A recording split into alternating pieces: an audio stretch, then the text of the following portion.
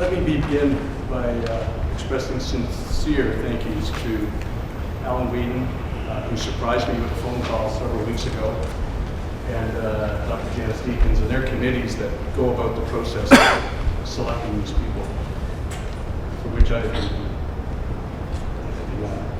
quite honored and actually quite speechless about this day.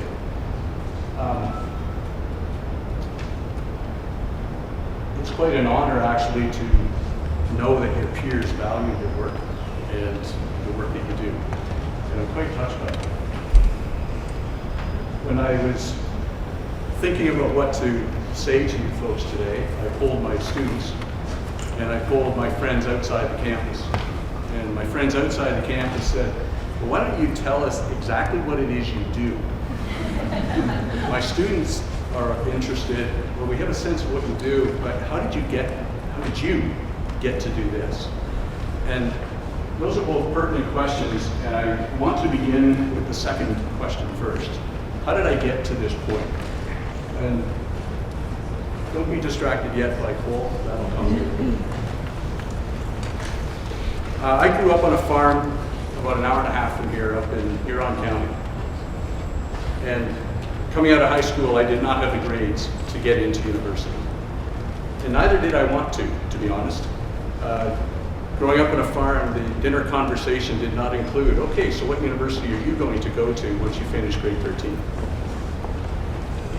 For 8 years, I mulled about finding out what kinds of jobs I did not want to do for a career. Started getting a sense that maybe university was the right thing to think about, and I had a couple of ideas what I thought I might like to pursue. And then I met this lady.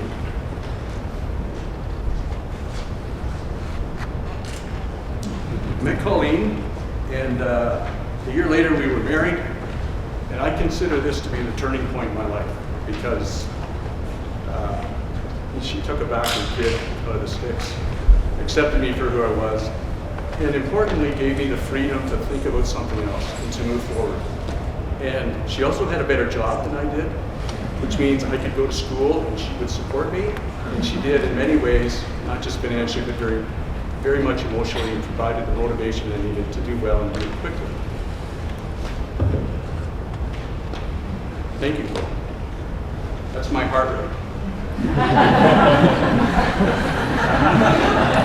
What is it at rest? What is it at rest? When I'm not sweating?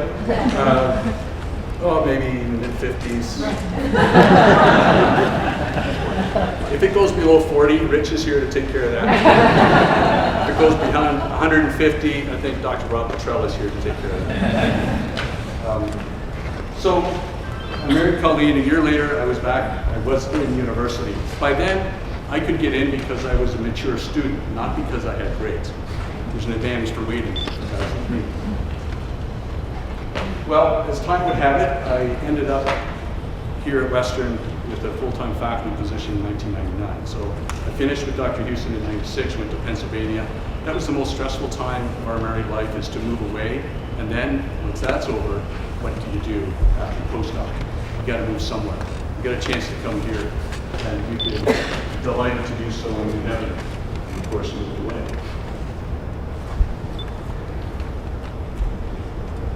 Now, since I've been here, and even before that, sorry, Kevin. I think you turned your mic off. You just, because I think people are having difficulty in the back. I haven't missed anything yet.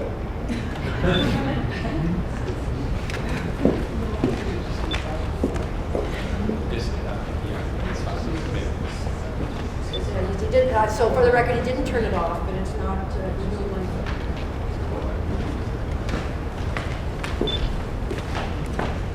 stretch break. Good break. Okay, so I study what we call integrative physiology, and it should actually be interdisciplinary science in the sense that in order to understand what we call integrative physiology, and that's, if I had somebody here who could juggle, I'd give them 5 balls and ask them to juggle, because that's sort of what it is. You're looking at 5 different systems doing something all at the same time to control something else. So my heart rate is what it is. It's not 150 and it's not 40, for example. That's good. My blood pressure, even though I'm standing, I'm not laying down like it was this morning, I'm standing. It's about the same as it was when I was lying down. But there's multiple systems working at the same time to keep that one very small detail in check. And that's what we studied. I learned how to think that way from Dr. Richard Houston, who surprised me by his visit here today. He taught me how to think broad, how to think large, and how to think about people. He was my first mentor and still is, and this is a lot of years later. And I greatly appreciate him and always have. I'm showing you pictures here of people in my life who have been significant mentors or collaborators along the way. And I don't have time to go through each one of them. But the point that I'm trying to make is that while I'm here receiving an award, it's because of this. It's because of my wife. Okay? It's because of my students. And I greatly appreciate them all. They have worked with me, they've tolerated my questions. These folks have engaged my questions and actually helped me with the studies. Rich Houston put up with me for a few years. And there's some notables there. There's Rich there. Larry Sinaway was my postdoc. Adrian Gell, some of you may know him, he's not here anymore, but he was chair of anesthesia for a long time. He was the guy who took my hand when I came here, and he would sit me down in front of a room filled with other people that I didn't know, and then he'd leave. The point was, he was introducing me to people, and he was expecting me and them to start talking about where our common ground lay. And he also helped in a lot of studies. Vladimir Kaczynski, lots of others have been involved in different disciplines through the years. These ones particularly in brain research. Rob Petrell has been here thinking about community engagement and health outcomes. I've got great collaborators in the neurotrauma area.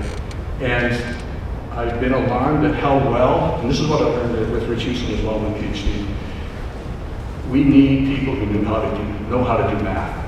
And to understand physiology, we need people who understand the computational side of things. And I'm blessed with 3 people who've sort of engaged similar questions that I have and have come alongside. Of course, the day-to-day operations of a lab include people that you become very close to, who you eventually become your family, given enough time, enough fights, enough resolutions, enough failures, enough successes.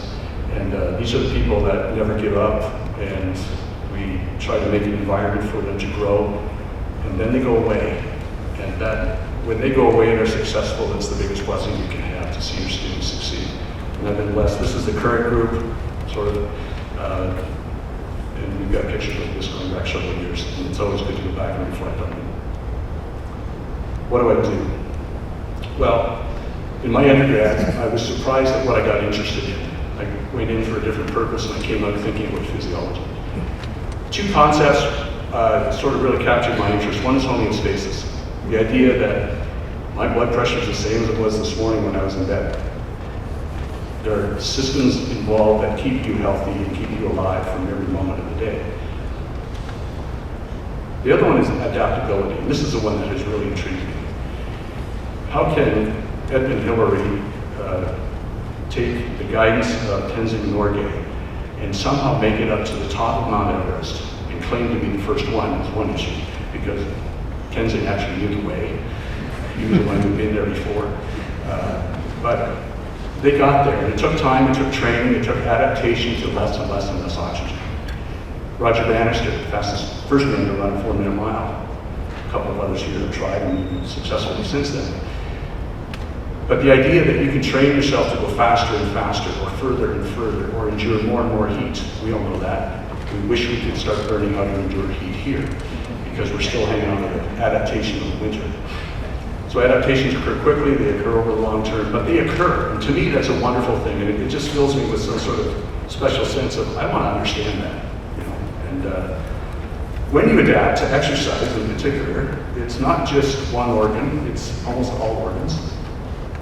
I've sort of found my interest lying mostly in the brain, mostly because I have a short attention span. There's lots of people working in other areas, and I want to be different. And so, also the brain is just kind of cool. It's been locked away inside the skull for many, well, until now. And we now have technology to sort of open it up and have a look at it. And that's what I've been intrigued by. I've been sort of surprised by what I found. If you want to put in words what I do, I study a neural system that controls the cardiovascular system. It's a communication problem. I like to study the relationship as well between blood vessels and the nerves that control them in the context of health and disease. The backdrop to all of this is that we need these systems to work properly. If they don't work properly, bad things happen.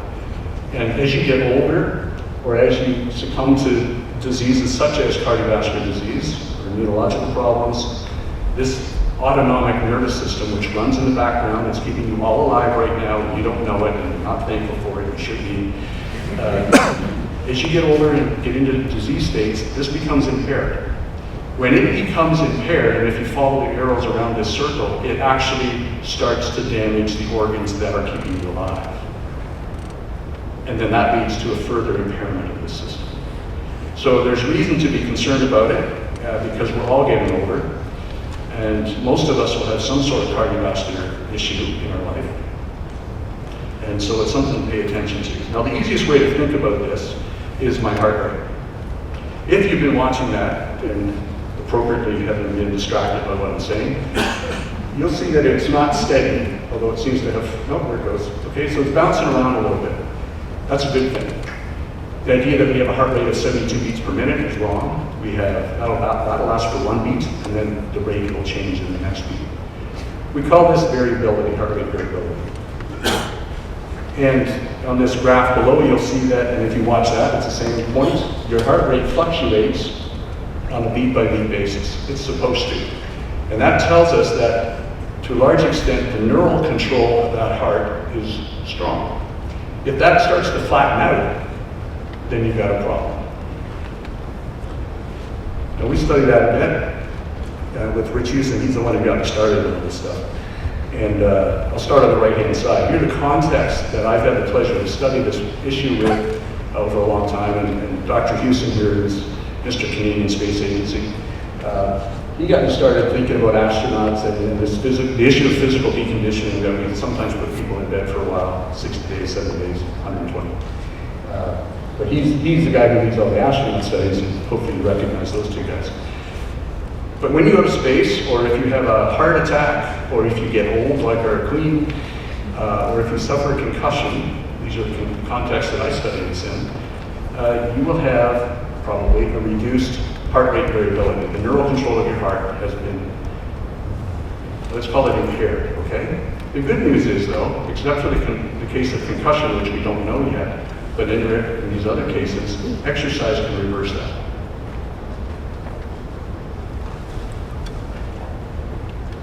So I've talked about a communication problem. Now, communication has several components.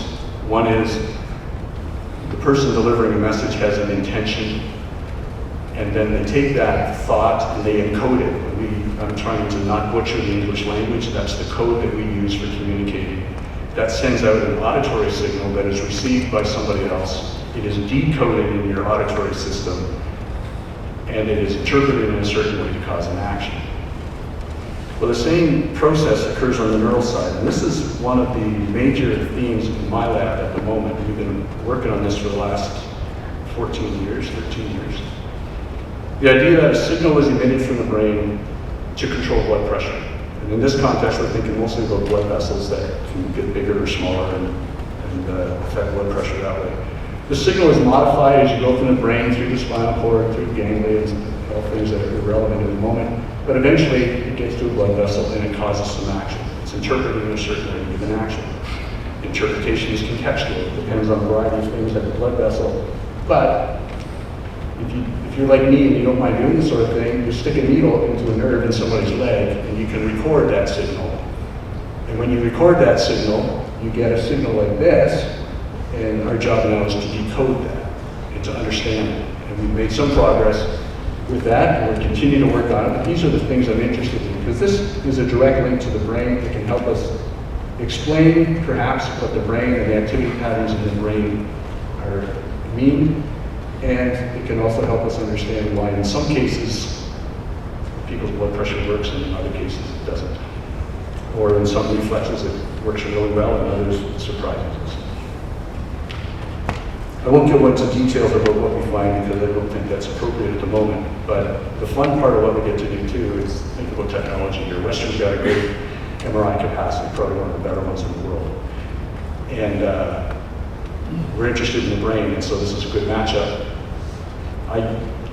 The fun I have is taking advantage of what I've learned through the different degrees and things like I've had and building widgets and gadgets that can play with your brain and get stuck inside the magnet. This is a magnetic resonance imaging system here at Western. And when you do that, you can start detecting patterns of activity in the brain is one option. And when I went to university back in the late 80s, I guess it was, the textbooks tell you this part of the brain is to do this, and this part will do that, and it's very singular and very compartmentalized. And I tell you now, that's not how your brain works. You never want it to work that way. What you're looking at here are brains with red dots and blue dots. The red dots show us parts of the brain that become more active when you do something. I'm moving around, so these parts of the brain are becoming more active. These parts of the brain are becoming less active. So just because you're active doesn't mean your brain's going to become more active. Different parts of it actually get quieter, and other parts take over. Here's something that's perhaps more pertinent. The outer layer of your brain is called the cerebral cortex. It's about 3 to 4 millimeters thick.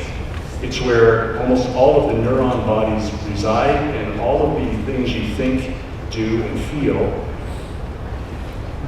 are done in this layer. Now here's our reality. My daughter is here, she's 18. I have another daughter who is here on FaceTime from New Zealand. She's a little older than 18. But they're at the left end of this graph, which tells you about your cortical thickness as you get older. And what I think is ironic is that we have the most brain power in our 20-year-old people. What's ironic though is we got people giving awards to people who get awards with this in each category. Thank you.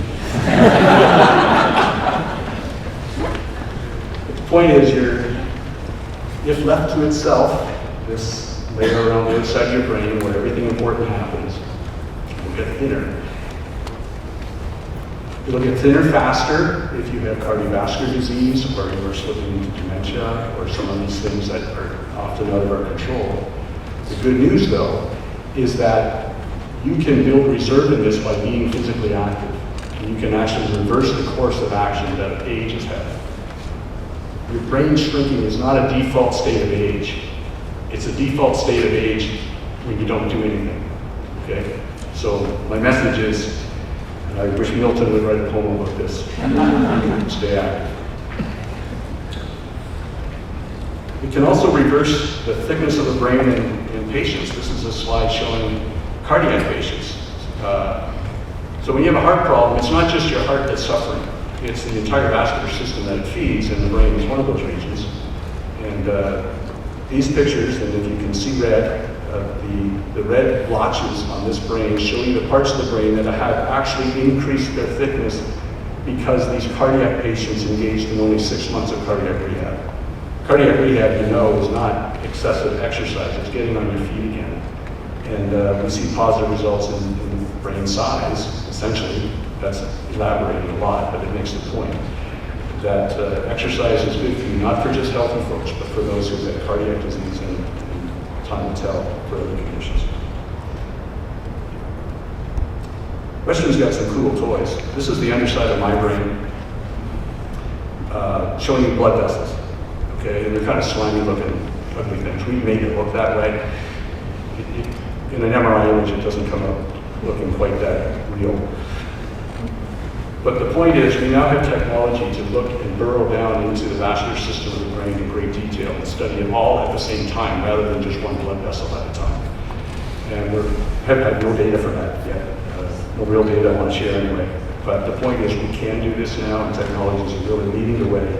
And without that kind of help, we would continue to think of other questions, but these are questions that I can think about here, and I'm happy to do so. By the way, Rich Houston was something about this stuff back in the 1960s. No, you're not much older than me. Okay. Something slightly different that I'm proud to be part of. Somehow, my generation has created one of the most anxious generations that the developed world has ever known. And there's possibly lots of discussion around the idea of how did that come to be about. That's not what I'm interested in at the moment. I want to tell you some stats here on the table on the left side of this figure, or this slide. This is from a survey that was done in 2013 across North America, colleges and universities. And in the year between 2012 and 2013, these are the numbers that were given through this survey. Students, these are undergrad students, who felt hopeless at some point in that year, 51%. Hopeless is not a good state to be in. Overwhelmed by the amount of work, I think we can all probably join this, 86%. Loneliness, even though we have 35,000 students, 67% would say that they feel lonely. Overwhelming anxiety, 56%. That's a lot of people having overwhelming anxiety. Depression, that affected their function, 39%.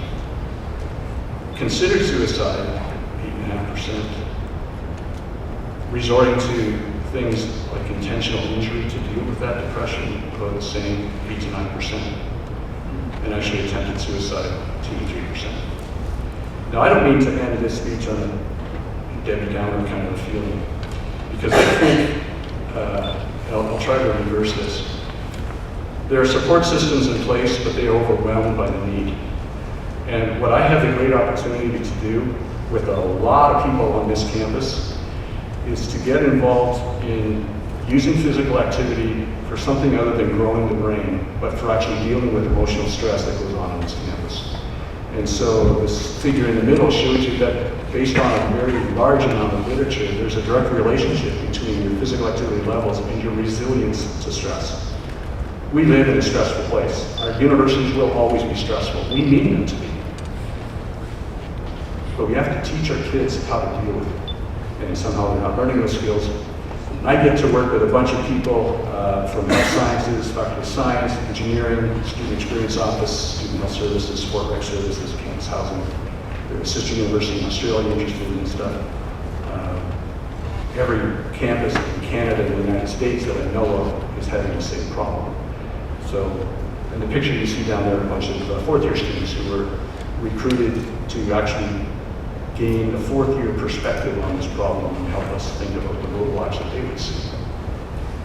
I'm looking forward to this. This is a bit of, it's not a career changer, but it's a new direction in thinking about how we in the university can actually sort of fulfill the mandate of a university in that identify a problem, band together, come up with a solution. And in this case, the solution is not easy. Excuse me. In a very bad definition of university, but it's unity with diversity or from diversity, banding together from different perspectives to answer a big problem. So that's, with that I'll close. That's what I do. That's sort of a picture of how I got here. And again, I just really want to thank a lot of people for this, because I claim the award on behalf of many, many other people. And with that, thank you for your attention. And thank you.